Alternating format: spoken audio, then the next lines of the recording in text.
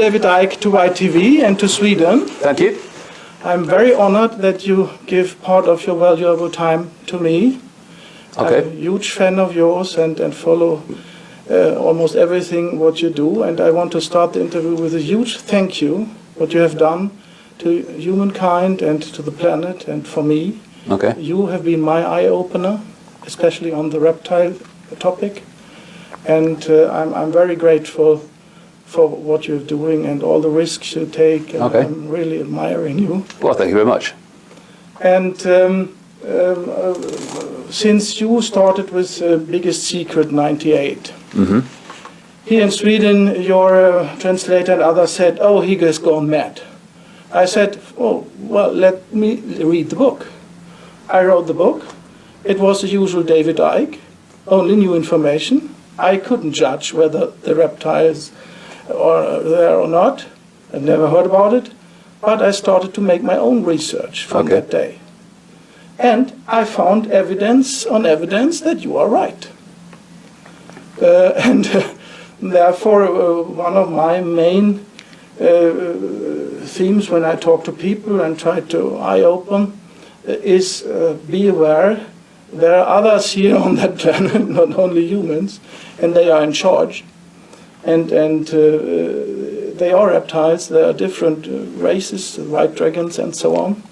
And if you wouldn't mind, I would like to have the emphasis in this interview on your research on the reptiles and what was your eye-openers and the most open evidence that you can transport to others that they perhaps get their eyes open. Well, what I've done over the years is let information accumulate. So if someone comes along and says reptiles run the world, I say, okay, well, a bit more. So what are you saying? And I won't then say, hey, reptiles run the world. I'll just leave it and see where it goes, and see where it goes, and see where it goes. And my life since I had my big awakening in 1990 and 91 has been extraordinarily synchronistic in terms of the way the information's come to me. In the early days, early years, the information was all names, dates, places, government conspiracies, banking conspiracies, the web of control in the world of the scene and secret societies and what have you. And then from about mid-90s, I was in the United States talking, in those days, to next to nobody. But over a period of about, I don't know, 15 days, I met something like 12 different people, and I was going to a different city every day, who told me basically the same story, that in theme, obviously the detail was different, of how they'd seen people look human, change into a reptile figure, and then change back again.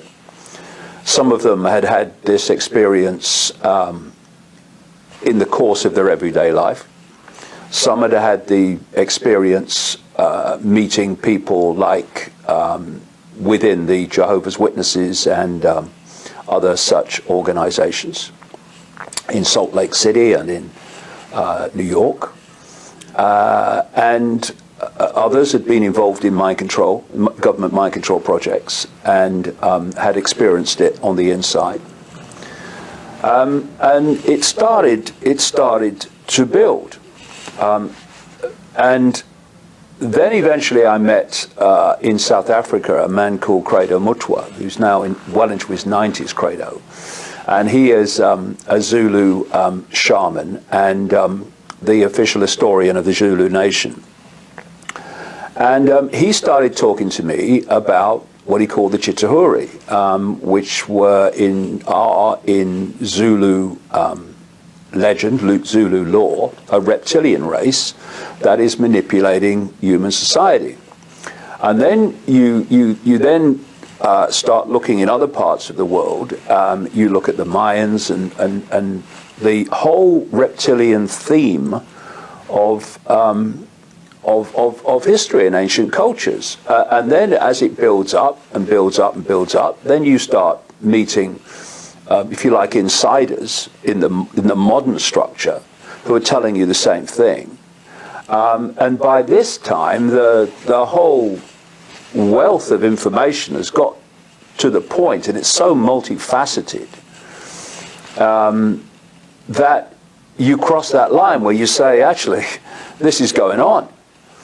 And it's like everything, you know. People talk about mind control.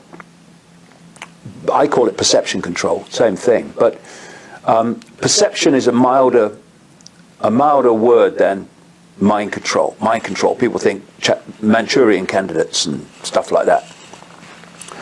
Perceptual control is the way, and in the end the only way, that a few people can control billions, by getting them to see the world in the way that suits the few and the agenda of the few. And of course, if you want to hide the real point of control, what's really behind the global web of manipulation, then you need your target population in a perceptual state that cannot conceive of such a thing. So it's extraordinary that we live in a reality in which our visual frequency band is so tiny, visible light, it's laughable. It's a joke how little of reality we can see. Yes. We live on a planet, I would say actually it's more than that, but on a planet which, according to mainstream science and their projection of the size of the universe currently, the Earth is the equivalent of 1/1,000,000th of a pinhead.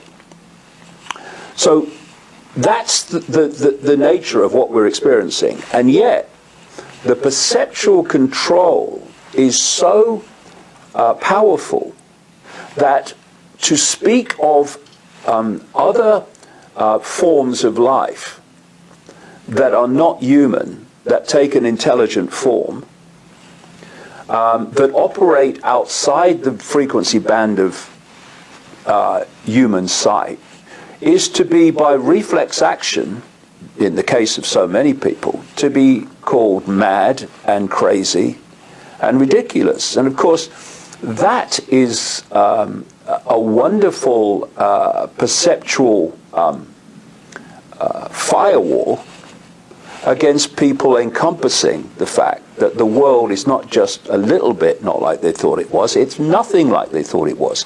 And this perceptual prison, what I call the postage stamp consensus, this narrow band of sense of the possible, is so tiny, and it goes from cradle to grave through the education system and peer pressure and media, all within this tiny band of perceptual possibility, that what is happening in the world, compared with what people perceive as possible, is so vastly, vastly different that cannot make the leap to encompass even the possibility of what is really going on. And so when I started out with this and started writing about it in the late 1990s, I knew what the reaction would be. I knew they'd say you're crazy, you're mad, he's all this stuff.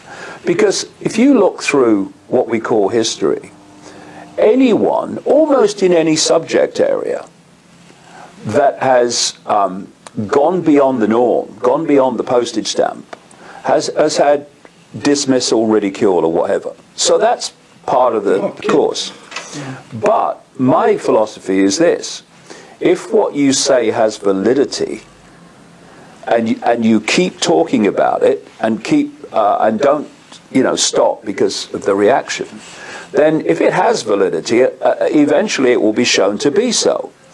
And what has encouraged me greatly is how I'm seeing today, both in numbers and the kind of people who would have gone like that a few years ago to this, are now looking at it in a new light. And there was a man came out about the last year, 18 months. He wrote a book and has done some, done more than a few interviews in the alternative media, called William Tompkins, who claims to have worked in a, quote, think tank based in San Diego at the naval base. And I know from my own research, going back to the 90s, that one of the most significant parts of the American intelligence community is naval intelligence. And so much goes on there, not least in relation to extraterrestrial, non-human interaction with the world,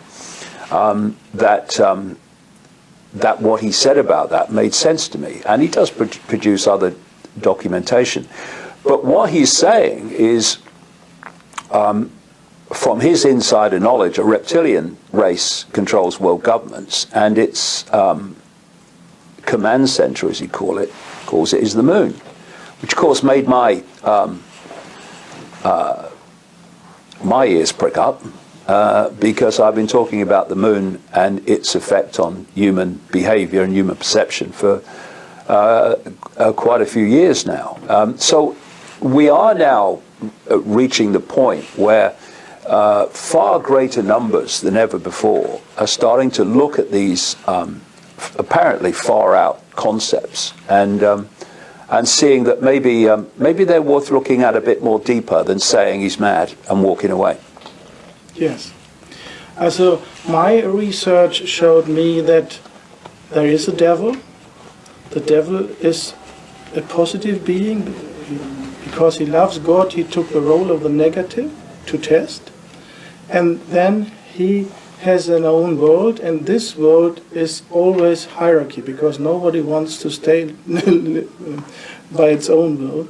And he has to use mind control, and he has to have pyramid structures. Only the top of the pyramid is controlled, and then the rest is controlled. My research shows me that the reptilians, even the highest ones, the Draco, the white Draco reptilians, are under mind control themselves from the Archons. And Archons is artificial intelligence, a kind of virus for the whole universe. Do you know what is between the Archons and the devil? Well, I mean, we all look at things in our own way, and we have our different symbols and we have different names.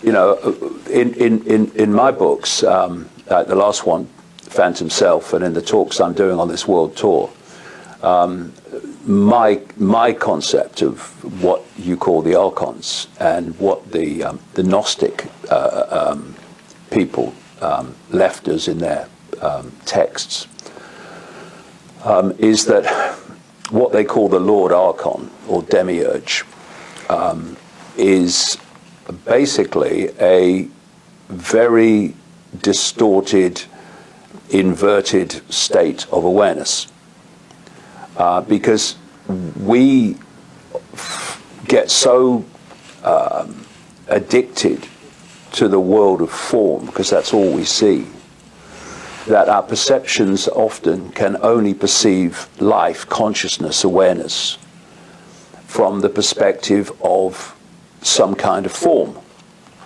Does it have a head, two legs, 2 arms, and a torso? From where I'm coming from, and the Gnostics talked about the fact that in their base form, these Archons were energetic.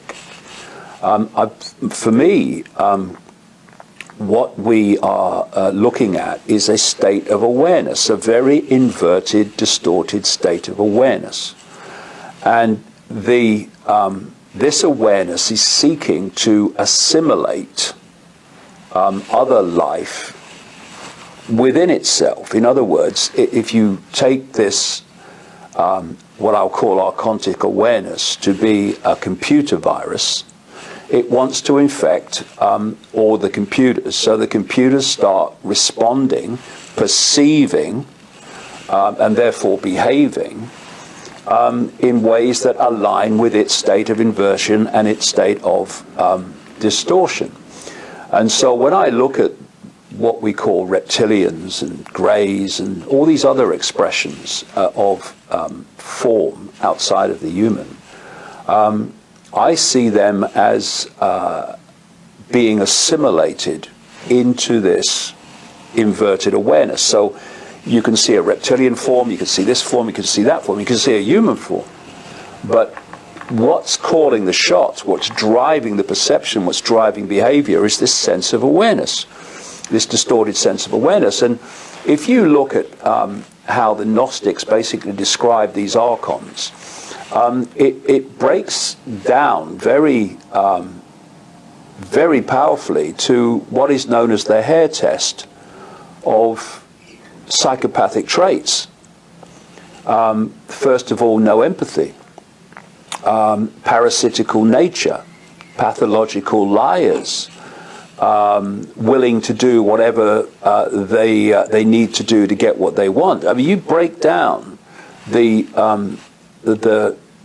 traits of a psychopath, and you're basically describing these entities. And what I would say is what you're actually describing is this state of awareness that has assimilated these entities.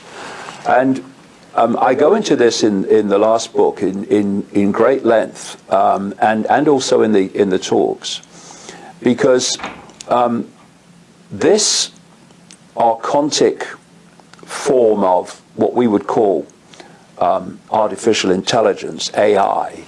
I don't call AI artificial intelligence. I call it archontic intelligence, because that's what I suggest it is.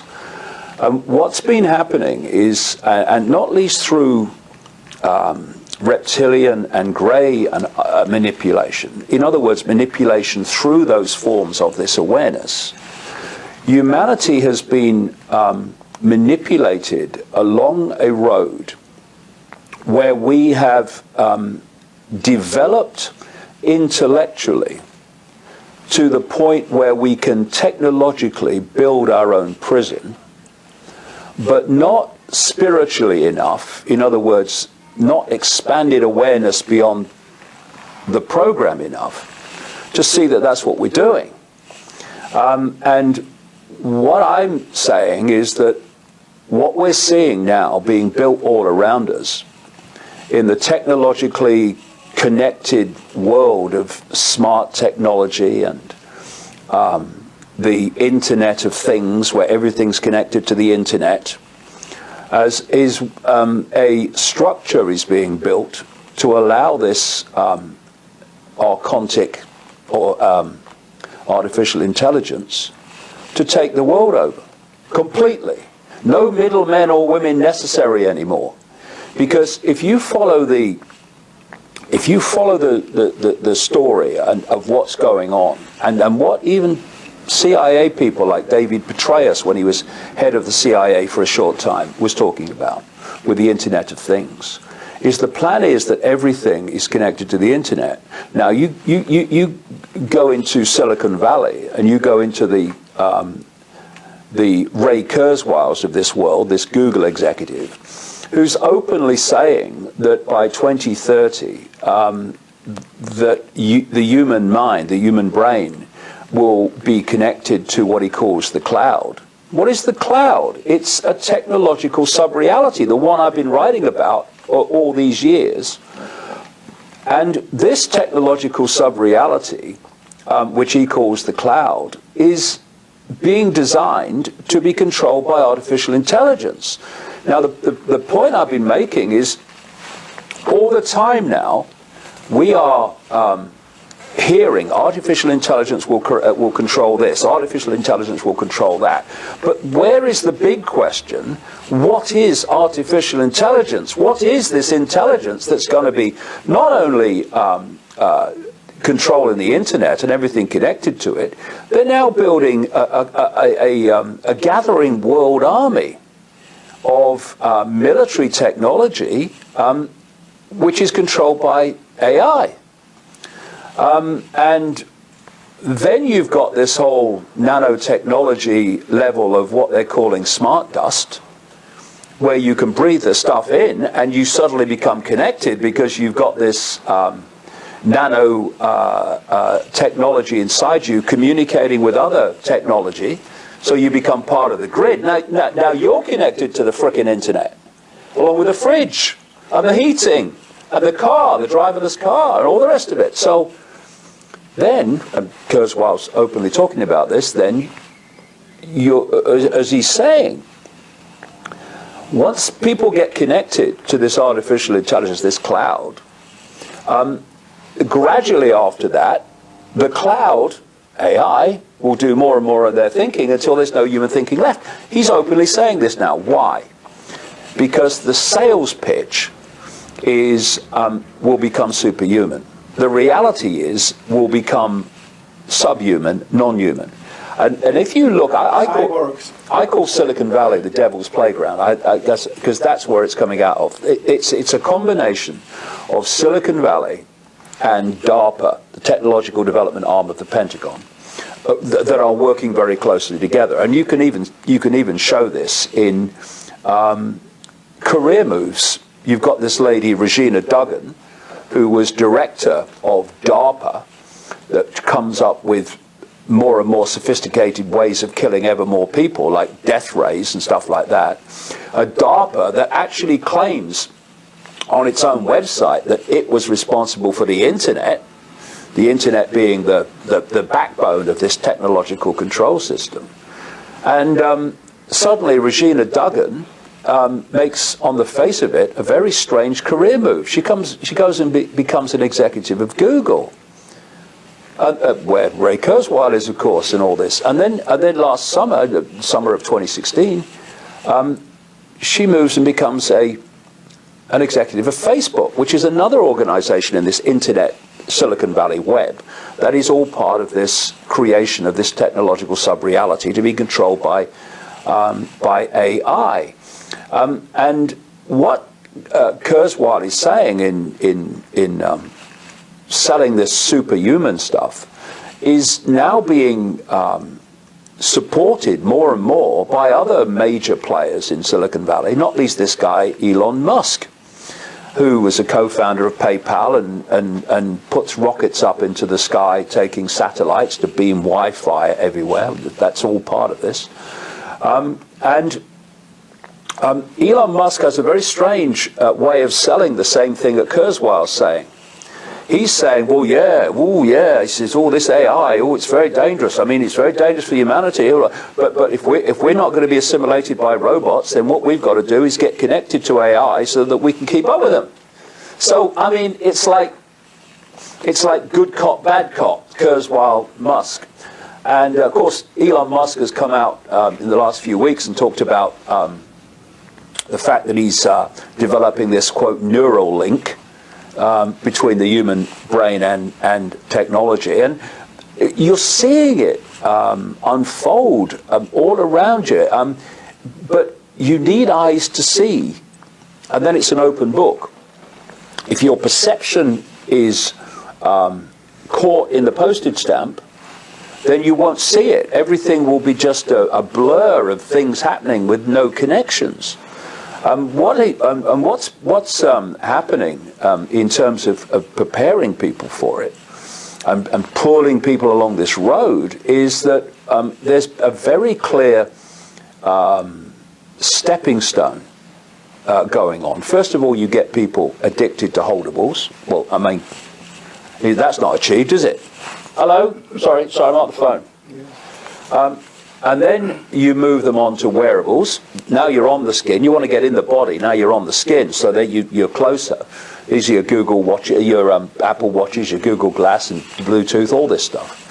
And then you move them where you really wanted to go all along, and that's implantables, and that's now happening. You know, I mean, I wrote a book in the mid-90s called "And the Truth Shall Set You Free," in which I quoted a guy who said he'd been to meetings, including people like Kissinger, where they were, even back then, because they don't make this up. Aaron Russo? No, it was further back than that. He was a guy that worked in technology, and he was saying that at these meetings, the plan was discussed of how they were going to sell microchips to people. And one of the ways, two of the ways, so one of the ways I'll talk about first, was that they were going to say to parents, you microchip your children, you'll always know where they are. You'll never lose your child again. Prince of England. That is being used virtually word for word in American states now to persuade parents to microchip their children. And another way was starting the stepping stone by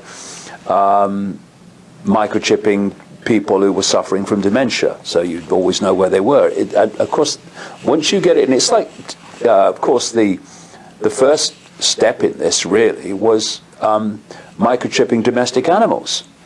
First of all, this is the process. Watch for this, people. The first process is, oh no, it's only voluntary. Oh no, but it's very good, very good. You'll always know where your dog is. Yeah, great. And then a bit further down the road, actually it's now compulsory. And this is what they want to do with microchips. And just as they've made it virtually impossible, certainly in an urban situation, to function without credit cards these days, so the idea is to make it possible to function without the microchip. And the thing about microchips is, you know, we talk about these chips under the skin, which are like, you know, the size of a grain of rice. But in many ways that's a diversion. I mean, you know, to pull you in there. Oh yeah. So you don't see the smart dust, the neural dust as they call it as well. And there was a movie a few years ago called Transcendence, starring Johnny Depp, which was actually putting it in your face. This was a movie where Johnny Depp played a scientist a little bit into the future, by which time the Internet of Things was a reality, who had a quantum computer well beyond the computers that we see now. And he found he was dying, so he and his scientist wife downloaded his consciousness onto the quantum computer, and after he died, they'd download it onto the internet. And Johnny Depp's mind became the internet, the mind of the internet. I mean, of course, there's many scientists around the world who are saying, now, could the internet wake up? I think it already has, personally. But anyway, what happened then is, because the Internet of Things was a reality by then in this movie, his mind controlled everything connected to the internet. So then the question was, how do we get humans connected to the internet so the Johnny Depp mind can control them? And what they did is they spread, quote, sentient nano probes, nanobots, on the wind. Chemtrails? On the wind. Chemtrails, exactly. That chemtrails is we've looked at the content of chemtrails from the point of view of aluminium, from the point of view of barium, and all these other things. But for me, what the key thing that's coming down is nanotechnology. For me too. And then you take again Ray Kurzweil. Ray Kurzweil has openly said that everything, all of nature, trees, you know, everything, and everything in cities, but the whole of nature, he says, is going to be infused with nanotechnology, smart dust. So, as he says, they will all become intelligent. Well, on a level of consciousness, they're already intelligent, but he's missed that one. Now, that obviously comes to a question. Well, how are they going to do that? Well, how are you going to bathe the entirety of nature with nanotechnology, except from the sky? This is what is happening. And of course, if you want a cloud which everyone is attached to, then that cloud must be everywhere. Nowhere at all excluded. And so what we're seeing is satellites going up on an extraordinary scale, people don't realize, to bathe the entire planet with Wi-Fi. And appropriately, last year, there was a rocket exploded at Cape Canaveral, which was an Elon Musk rocket from his SpaceX organization. and it was about to take a Facebook. You know Facebook, so just social media. That's all it is. Oh, I'm just going to the toilet. I'll be back in a minute. All that. That's all it. No, it's not. Facebook and Google and DARPA and all these other organizations, SpaceX, they're all connected. And it was about to take up a Facebook satellite to bathe vast swathes of sub-Saharan Africa with Wi-Fi. And to give people an idea of the scale we're talking about, not that long ago, only a few months ago, an Indian satellite broke the record, or an Indian rocket rather, broke the record for the number of satellites taken up in one launch. 104. 104 satellites on one rocket. And so when you look at the entirety of it, how many satellites are going up? What we're looking at, I've been writing about this for years and years and years, that it was coming. We're looking at the creation of a technological sub-reality beamed at the Earth within the level that we interact with. And it is a massive assimilation of the human mind to control every thought, every perception, every feeling, every emotion. And I saw a presentation by a former DARPA operative, where he was trying the best he could and struggling to put it in positive terms. But he was describing quite openly the fact that they were developing a hive mind, a hive human mind. Again, you know, they're selling it in positive terms. Oh, you know, you connect all minds, you've got one gigantic mind, think what we can do. But that's not what it's for. It's for creating one connected hive mind with one point of perception, which everyone and will get. Control. Yeah, exactly. And it's something that it's more helpful now. Ironically, the closer we get to this technologically, the more the technology itself is becoming known by people, and people are becoming familiar with it, which gives you the analogies, if you like, to explain things, which people can follow, because you're talking basically about something they're becoming more and more used to. You know, if you were a shaman back in, 100, 200, 300 years ago or more, how do you start talking about this whole manipulation with only the tools and words and analogies of that society? Where do you start? You've got to use massively wide analogies that are way off the mark, but as close as you can get.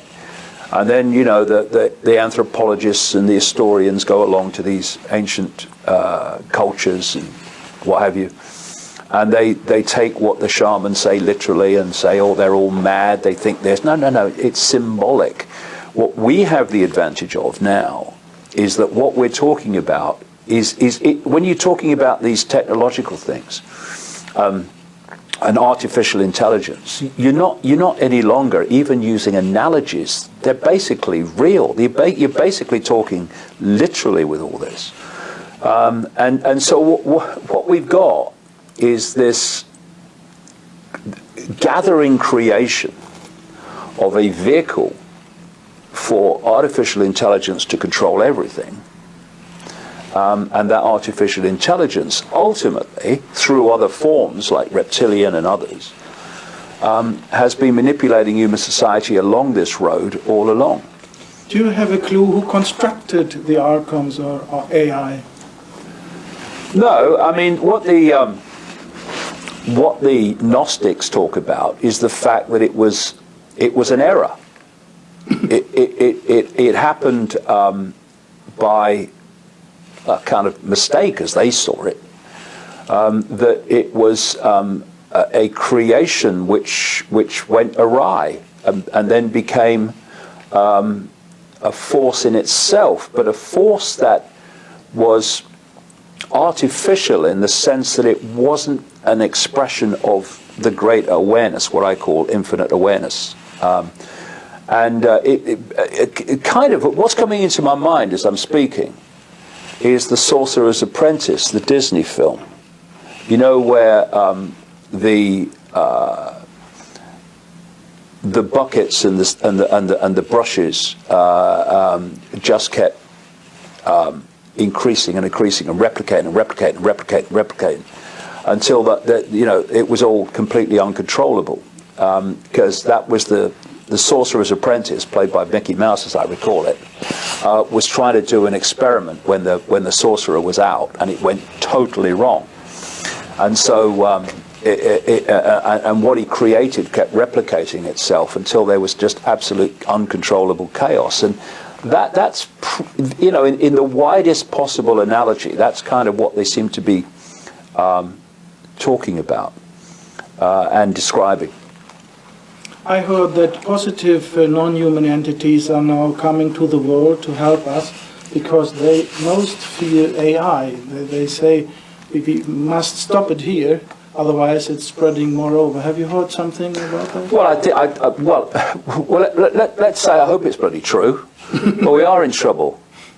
Yes, I do think that.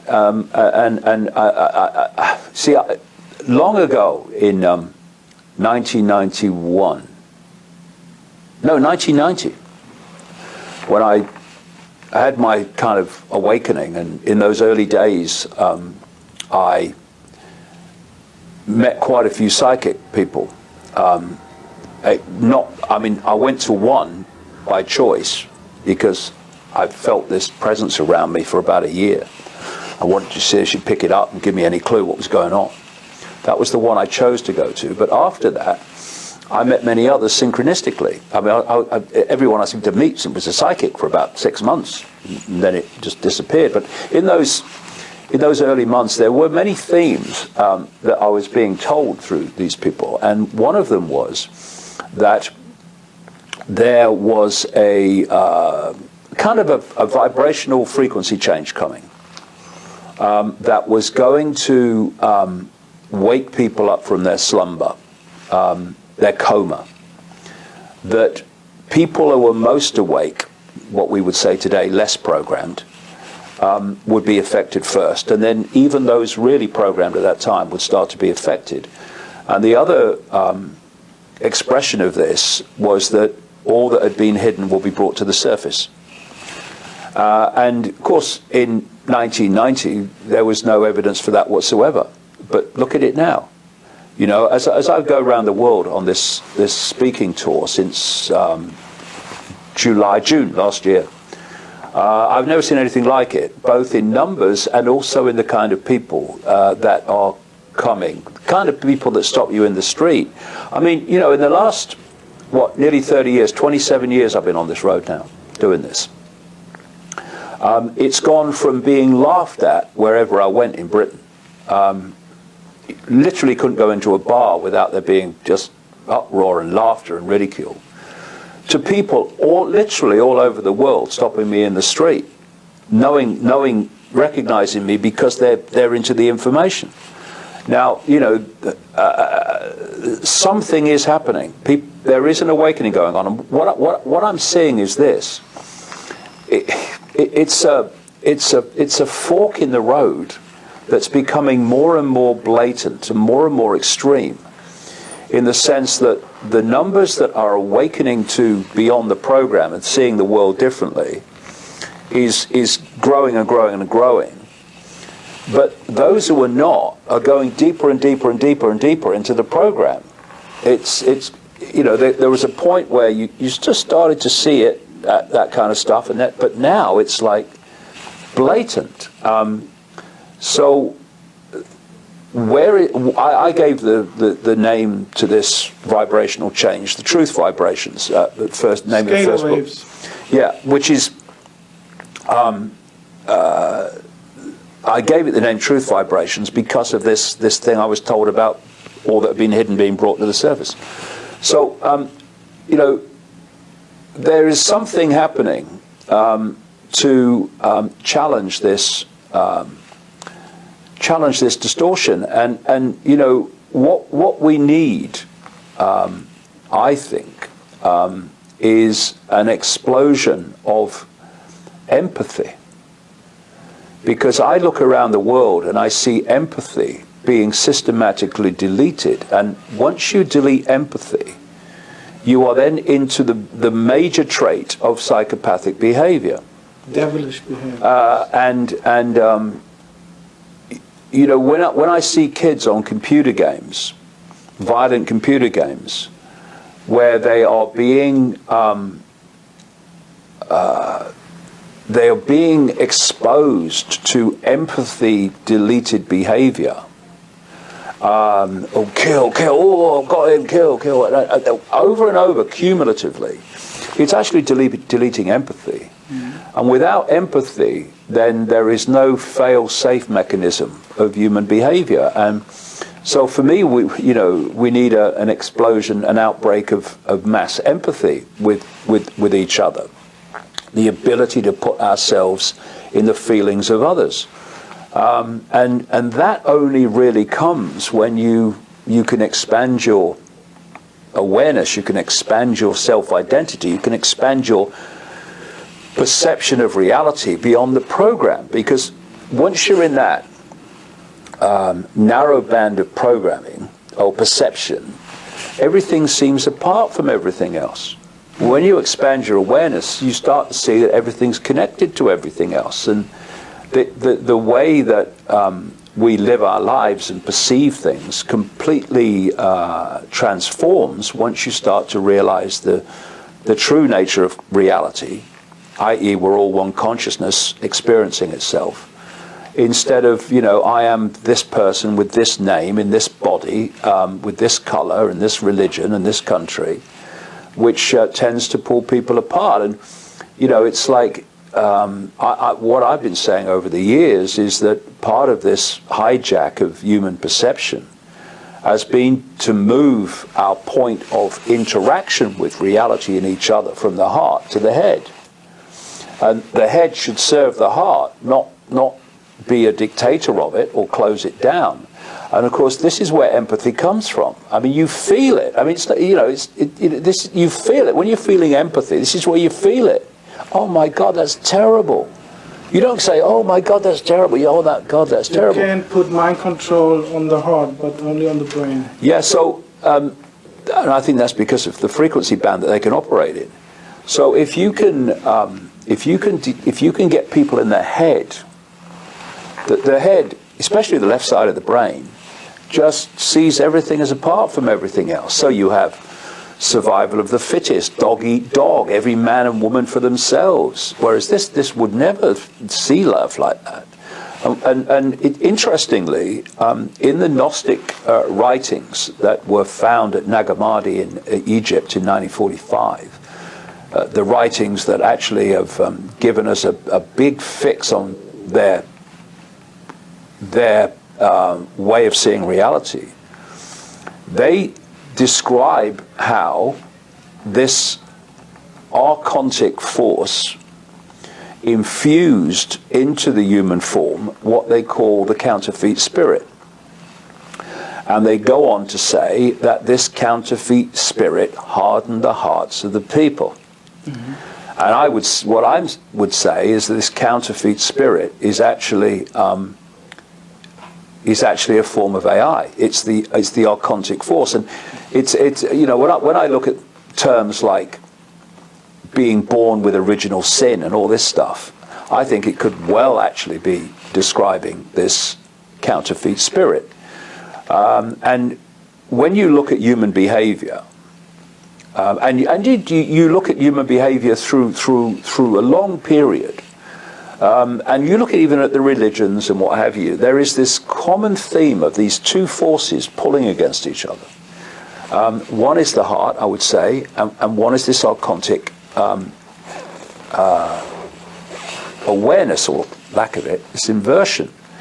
And you know, when people get pulled into hatred and violence and conflict and selfishness and all these traits that unravel the harmony of human society, I say that they are reacting to this counterfeit spirit. And when they can come to the heart and they see things as and they want things in harmony and compassion and empathy and all this, I say that's the true nature of human. And the true nature of the human, i.e. the true nature of consciousness, having an experience as a human, is overwhelmed by, often, by this counterfeit spirit and its traits. Now, everything in this reality is a frequency. And so the counterfeit spirit is a frequency band. The heart is a frequency band. If you go deep into consciousness, you go beyond the realms of frequency eventually, but it's a frequency.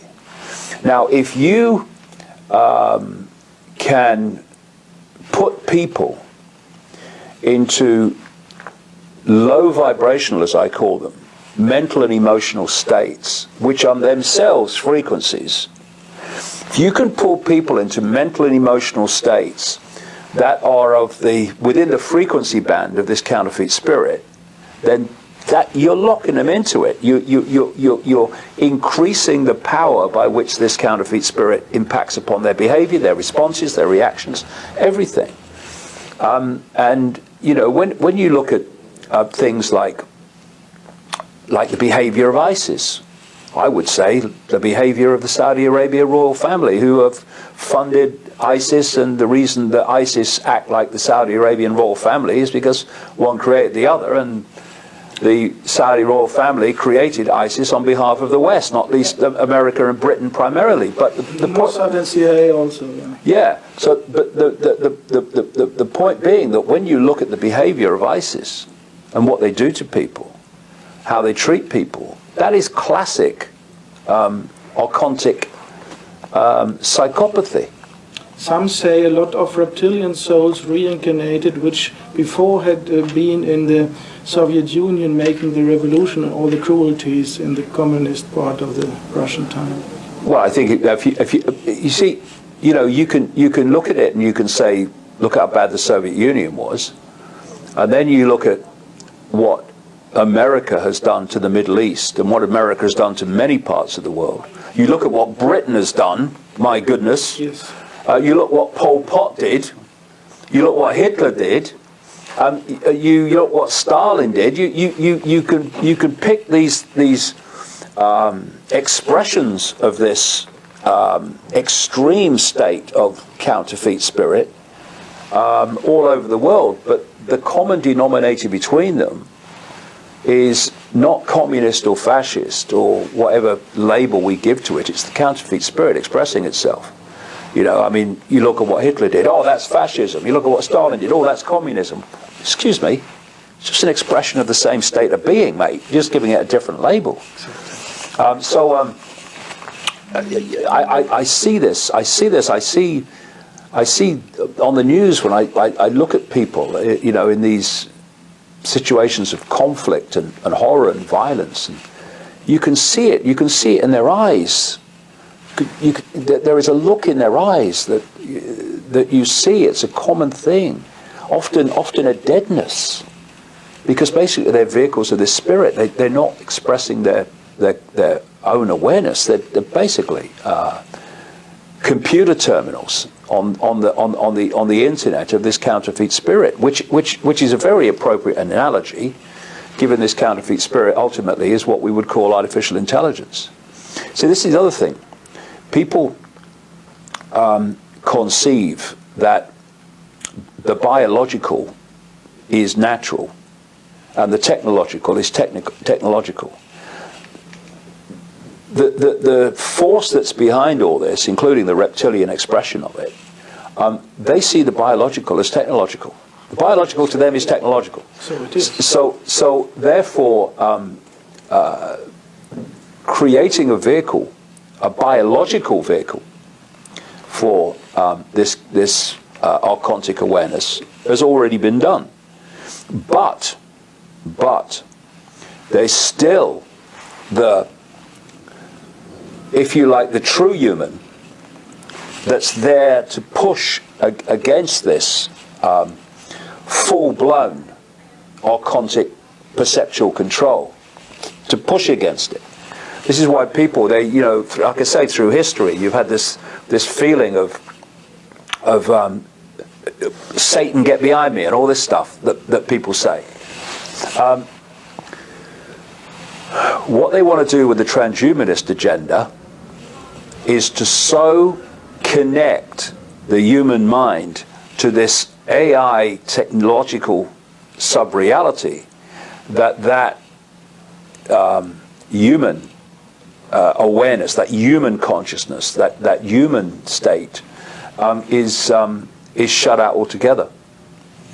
Doesn't mean that it won't exist in some form, but not in a form that can impact upon perception. They want to cancel the contact to God.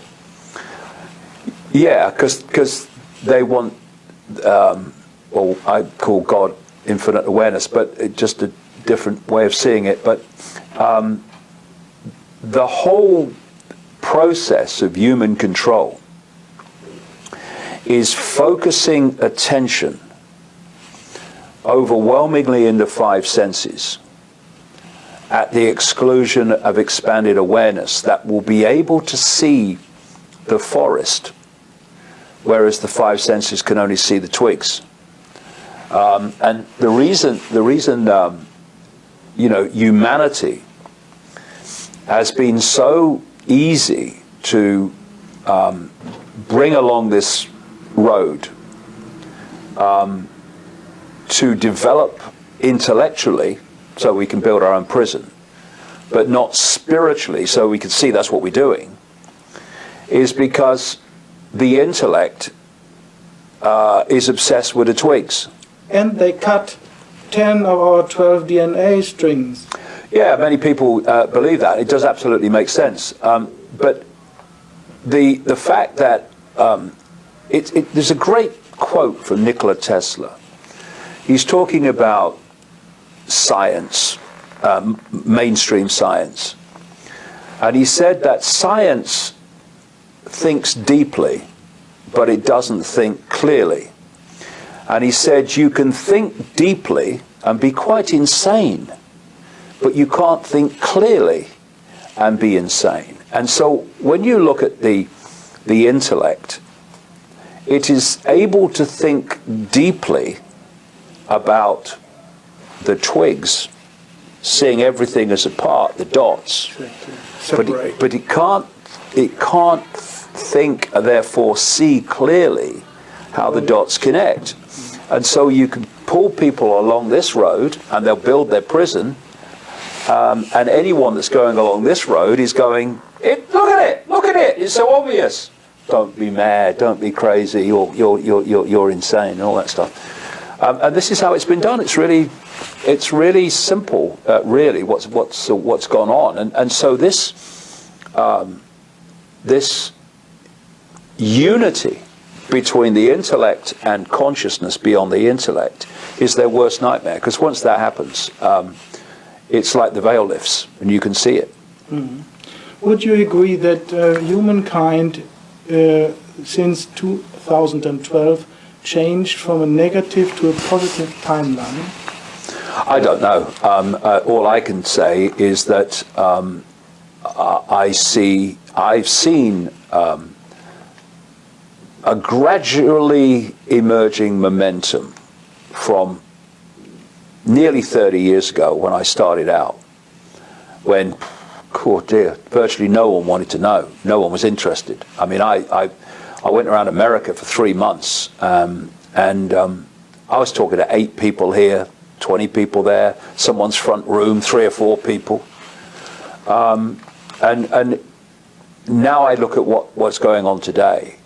There is a momentum of awakening going on, there's no question about it. So something's happening. And we just got to go with it, really. But not just go with it again intellectually, but live it. Not stand on one side of the street saying, oh, I knew that was coming, I told you, Ethel, I told you that would come in, didn't I? And you know what they're going to do next? They're going to do this. Go beyond that. Cross the frickin' street and engage with it. Stop cooperating with your own enslavement. Stop being intimidated into silence because people around you who can't see it are telling you you're crazy. It's time for action, not just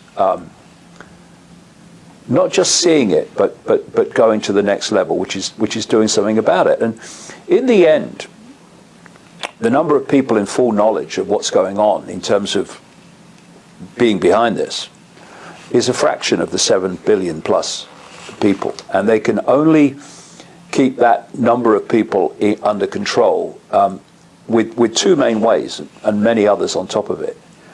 One is to keep them in ignorance of what's happening. That's the perception. That's the perception deception. And the other one is to set the target population at war with each other. Mind control. That's what they're doing. I mean, you know, religions, races, income brackets, cultures, they're all played off against each other. And it's again, you know, when you look at the state of being of this AI, Archontic intelligence, it wants to control everything. It wants to control everything. Now you look at different cultures, corporations, governments, all these expressions of what we call human society. They all want to control everything. Control, you know, freaks. People are not obviously more conscious people are, but those that are, you know, fully blown controlled by this perception, they're not satisfied with living their lives as they see fit, in living their lives in the sense of, this is how I want to live my life, this is what I believe. They've got to impose it on other people. They've got to take over. They've got to do a holy war or invade a country or whatever, because they must have control. Oh, you know, America, oh yeah, our values, oh yeah, killing people on a vast scale, yeah, good values, yeah. So it's all about, we must have control, we must take over, our will must be done. And you can see the common themes, and I look at the world, and it appears on the surface to be so diverse, but it ain't. It ain't. It's just different expressions of the same basic perceptual state. You look at all the religions, they're all the frickin' same. You have a congregation, you have a deity, and you have somebody, usually a man, usually in a frock, between the congregation and the deity, telling the congregation what the deity wants them to do. Look at the religions. Yeah. They're all the same. It's a program. And suppressing program. The world is a program. But we don't have to concede to it. We don't. You know, the program is a frequency range. That's all it is. And they want to get us into mental, emotional, and perceptual states that pull our point of attention, our point of perception, into that frequency band. If you can reevaluate your self-identity, stop seeing yourself as your name and your race and your religion and your life story, and start seeing yourself as awareness, a state of being aware, having experiences with those labels. So the labels are your experience, they're not who you are. That very reevaluation of self-identity will move you into another point of perception. It will move you, therefore, into another point of frequency. And that's why they get the target population unknowingly, in terms of what they're actually doing, policing anyone in the target population who is starting to move through that process and therefore see and say things differently to everyone else. And fortunately, I have, some people would call it stubbornness. Other people would give it different names. But I've never had that.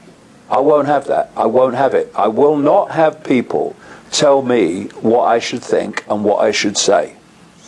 And they can throw all the abuse at me they like, but I'm still going to say it. The more abuse you throw, the louder I'm going to say it. And what I hope I and others have shown is that you stand by what you believe and what you know, and you don't, you won't be silenced no matter what is thrown at you. Then eventually the waters start to part, and the world starts coming to you instead of you constantly having to go to the world to conform with what the world tells you should be. This is the great time where humanity needs to celebrate its uniqueness. You know, people think, oh, we're all one consciousness, oh, we're all the same. No! What is this infinite awareness? It's all possibility. It's all potential. It's all that is, has been, and ever can be. Therefore, to celebrate uniqueness is to celebrate the awareness that we are. It's when you start to cease to self-identify with being this awareness, eternal awareness, that you start to solidify into uniformity, which is what's happened in this world.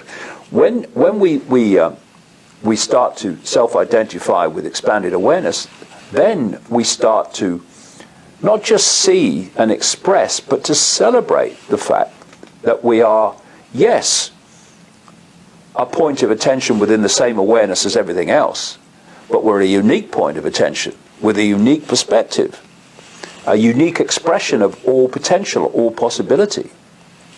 And so this is the time to celebrate diversity, not just in yourself, but celebrate diversity in others. And then we can start to move this solidification of perception where to be the same is to be celebrated instead of being different. Completely different way of looking at the world. A very thrilling aspect of the reptile theme is the shape-shifting. I have heard from Stuart Swerdloff they need exactly a split 50% human genes, 50% reptilian genes to be able to shape-shift. What do you know about that? Well, I mean, I know Stuart. Stuart says that from his knowledge inside of mind control projects like at Montauk in New York. For me, I say these hybrids are dual energetic fields. See, just different way of looking at it. I see what we call physical as holographic, illusory physical. So basically, the holographic illusory physical is a projection. So I focus on what the projection is coming from. And these are energetic fields, energetic information fields with different codes. And the dominant code is the one that people perceive and therefore decode. So that's the one they see. So when the dominant field is the human field, the human part of the hybrid, then anyone observing that person will see a human. But if the other field becomes the dominant one, which it does when they're out of human sight among themselves, then the observer will then decode that field, and to the observer, someone will have moved physically, solidly, from one form to another. But the only place that's gone on is in the decoding processes of the observer, because this is all an illusion. I mean, all this stuff we think is outside of us, not outside of us at all. So it's a shift of an information field, it's kind of worth people remembering before they wave away something like reptilian entities manipulating human society. That the room they're looking at only exists in that form, in a few cubic centimeters at the back of the brain, which decodes visual reality. The night sky, which seems just extraordinary distances away, and billions of miles away, and all these fantastic light year distances, but in the form you're seeing it only exists in the same few centimeters at the back of the brain that decodes visual reality. I can do that, and yet that table is not solid. Now, when you look at that, a non-human race manipulating human society is real small deal when it comes to fantastic. I mean, what's more fantastic than that? When it's actually not only is it not solid, it's not actually there, outside of me. Now, I mean, compared with that, these other things are kind of low-range fantastic, aren't they, really, when you think about it? Cool. Time to go? That's an hour and 5 minutes, and that's a nice way to end as well. Okay. Final question: have you seen a shapeshift yourself? No, I've seen people's eyes change, though.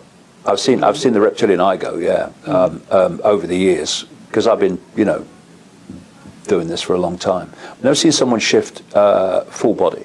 I met a number of people who have. I met loads of people who have. And I remember a story, kind of good one to finish on, really.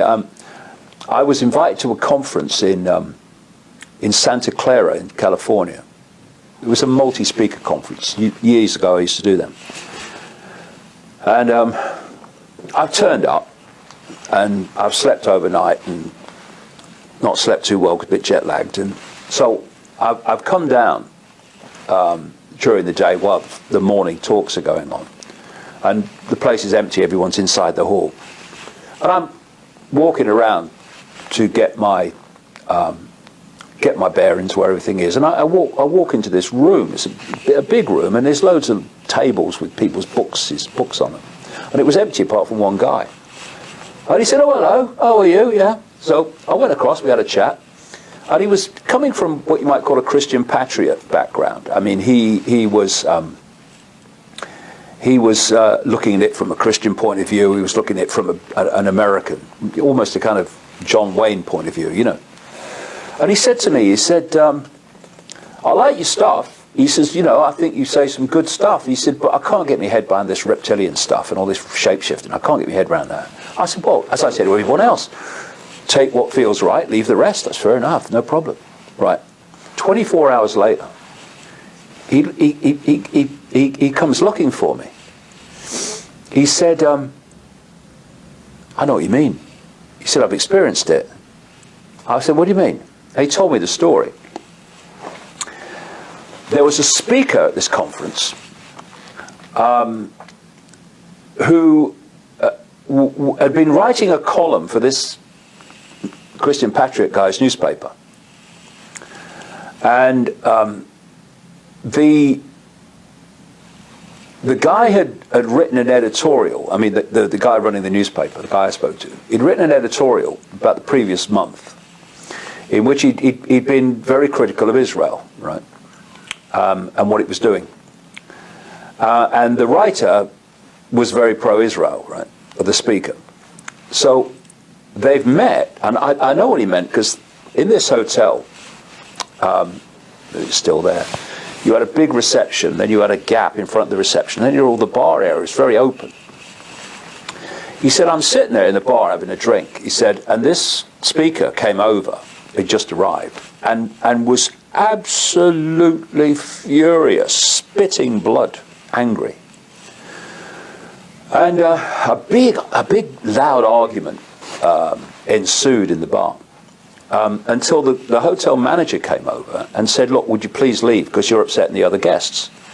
So this guy said to me, I said, I got up. He said, I just want to get away from him.